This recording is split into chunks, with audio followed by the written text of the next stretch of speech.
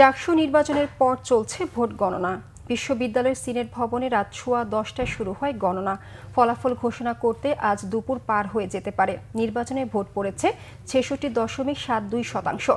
এদিকে নির্বাচনী দায়িত্ব পালনকালে অসুস্থ হয়ে মারা গেছেন বিশ্ববিদ্যালয়ের শিক্ষক জান্নাতুল ফেরদৌস মৌমিতা।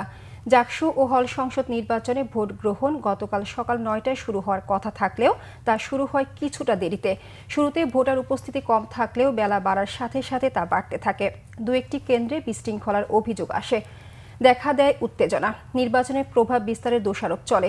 3টি কেন্দ্রের দায়িত্বে থাকা শিক্ষকরা জাল ভোট সহ নানা অনিয়মের অভিযোগ তুলে কেন্দ্রের দায়িত্ব পালন বর্জনের ঘোষণা দেন।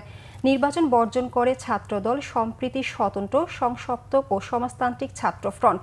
তবে ছাত্র শিবির বলছে, নিশ্চিত পরাজয় বুঝতে পেরেই ভোট বর্জনের এমন সিদ্ধান্ত নিয়েছে কয়েকটি সংগঠন।